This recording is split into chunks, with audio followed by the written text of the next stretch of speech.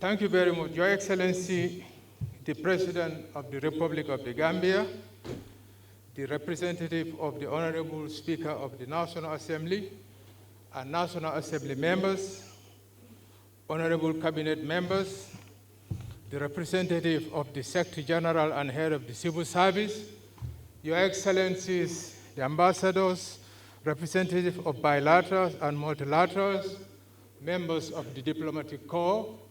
May I also recognize the presence of the World Bank Regional Director and the IMF. This is the first time they are attending.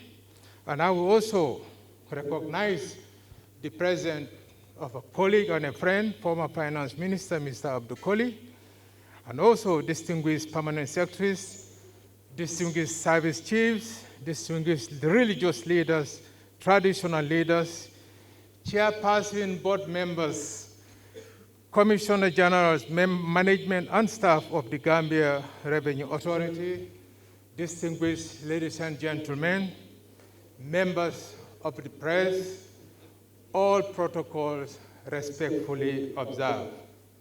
I am honored to have this opportunity to participate in the fourth edition and 2022 Gambia Revenue Authority Annual Taxpayers Award Ceremony. Given this importance of this event, I always look forward to attending and celebrating with you.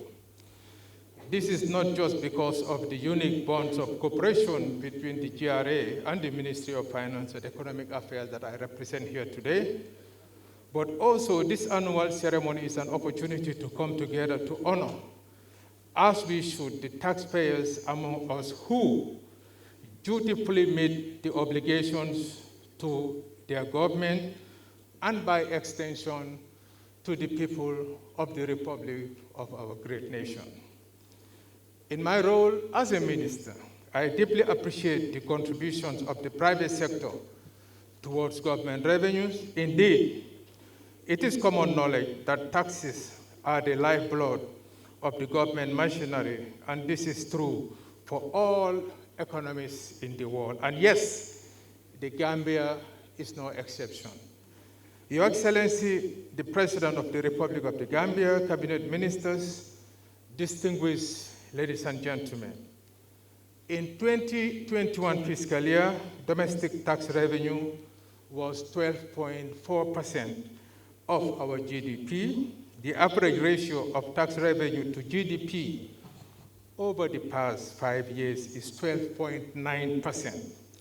When compared to the regional average of 13%, this is indeed a significant contribution to GDP, especially in view of the nature of our economy and the Gambia's limited natural resources. Guided by this, government of the Gambia, under the distinguished leadership of His Excellency, the President of the Republic of the Gambia, Adama Barrow, is committed to introduce its business-friendly policies to expand the tax bases and create the enabling environment for all businesses to flourish.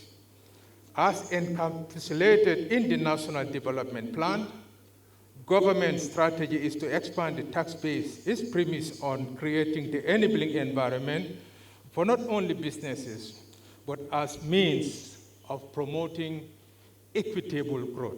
Meanwhile, in a complementary move, the Ministry of Finance and Economic Affairs, in partnership with the Ministry of Trade, Regional Integration, is currently reviewing the GIPA Act with a view to updating it and creating incentives to attract foreign direct investment.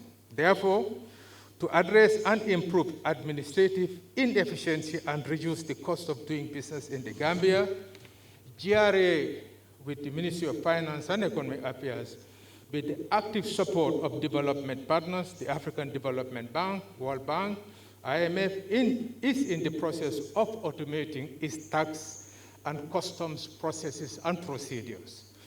This move is significant as it will afford business community.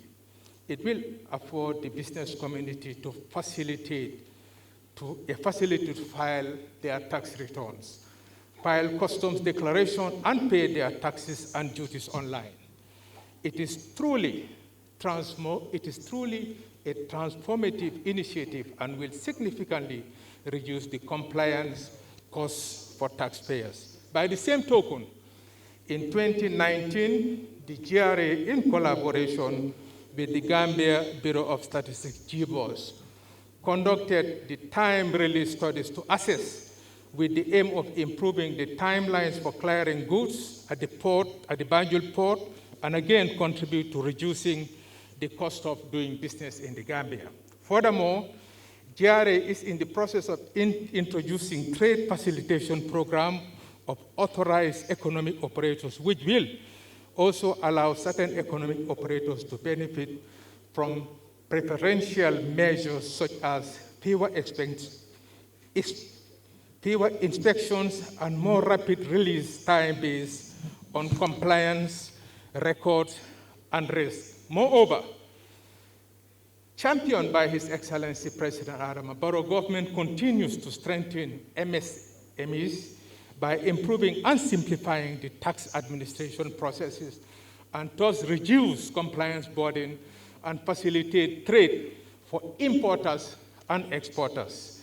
In fact, GRA, Ministry of Finance, and Trade were key in creating and facilitating the re-export trade of petroleum products to Mali and Guinea-Bissau, and this was done effectively despite the lingering bottlenecks. Your Excellencies, distinguished ladies and gentlemen, the reform process highlighted above are well thought out strategies meant to stimulate economic growth, transform the economy, and position the private sector as the engine of growth and private sector. It is our desire in tandem that will ultimately result to increased revenue streams for government. Therefore, I am happy to report that these reforms are bearing fruits. Between 2017 and 2019, domestic revenue grew on an annual basis. In 2020, and despite the COVID-19 pandemic, revenue grew by an unprecedented 7.3%. In 2021, GRA again rose up to the challenge, and in the hour of great need, revenue grew by 7.9%. To present this, in other words, please allow me to highlight that from 2017 to 2019, average monthly revenue grew from 600 million in 2017 to 1 billion in 2021. This resilience of our domestic revenue to register increases revenues even in the face of global pandemic is thus commendable. Congratulations, GRA. I therefore wish to commend and congratulate the chairpersons, members of the GRA board, GRA Commissioner General, management, and staff for their excellent efforts and results. We look forward to continued progress, and to that end, I assure you of the ministry's support in this journey. Your Excellency, the President of the Republic, distinguished ladies and gentlemen, the annual taxpayer ceremony is now in its fourth edition, was conceived by GRA as part of new voluntary compliance measures by tax administrators across Africa to honor and recognize the most compliant taxpayers in the economy. This forum also fosters collaboration among key actors in the government revenue chain, including businesses, clearing agencies, importers, exporters, and tax consulting firms, tax administration, government workers, and politicians. Collectively, we are thus proud that as a country we continue to progress. We are grateful that we are able to continue this positive domestic resource mobilization as a key driver of our national development plan. Impressive as they may be, we also recognize that our revenue figures would not have been possible without you, the taxpayers. So it is befitting that we congratulate and thank you all, the award winners this year. To every single compliant taxpaying member of our tax base, we also say, hearty thank you and encourage you to continue meeting your obligation to the Gambian people. With the limited resources and mounting challenges facing government in the delivery of public service, it is our expectations that today's award winners will inspire all other businesses to work harder. To those outside the tax net, we urge you all to register businesses with the GRA and take advantage of the various tax incentives for businesses. Before I conclude, I wish to thank our incredible team at the Ministry of Finance for providing the necessary support. I also thank cabinet members, and specifically the Speaker of the House of the National Assembly and National Assembly members for guidance and collaboration.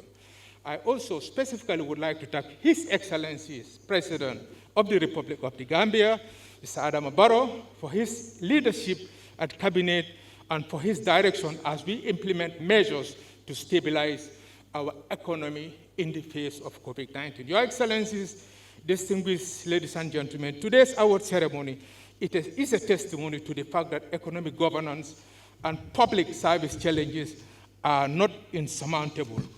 It is a testimony that together we can and we will persevere. Certainly, it signals quite strongly that together we will continue to harness domestic resource mobilization, not only for defining and attaining our political agenda, but crucially in preserving our sovereignty as a nation and our dignity as a people. I thank you all for your kind attention and congratulations to all of you.